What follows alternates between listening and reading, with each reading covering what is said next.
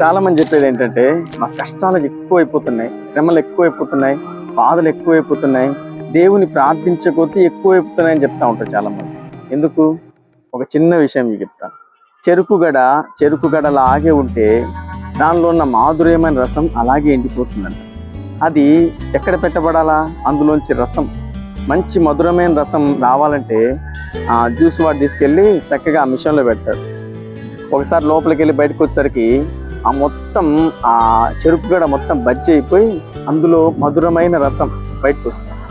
చూడండి, మరలా మడిచి మరలా పెడతాడు, మరలా రసం వస్తుంది. ఇంకా అంతటితో ఆపుతాడా? మళ్ళా ఇలాగలా విరిచి మెత్తగా మళ్ళా మూడోసారి కూడా పెడతాడు.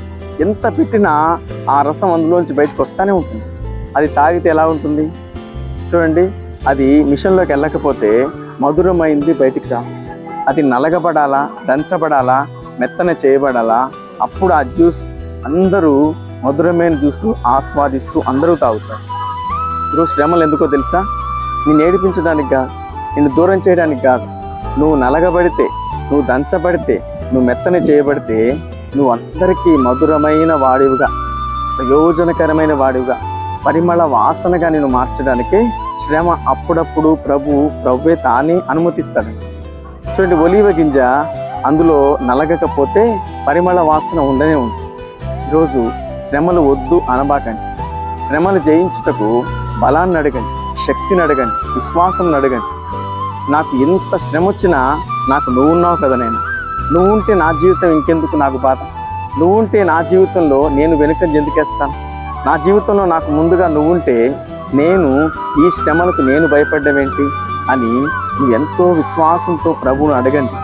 తప్పకుండా దాన్ని జయించే శక్తిని ఇస్తాడు, దాన్ని అధిగమించే బలాన్ని నీకు ఇస్తాడు ప్రభు.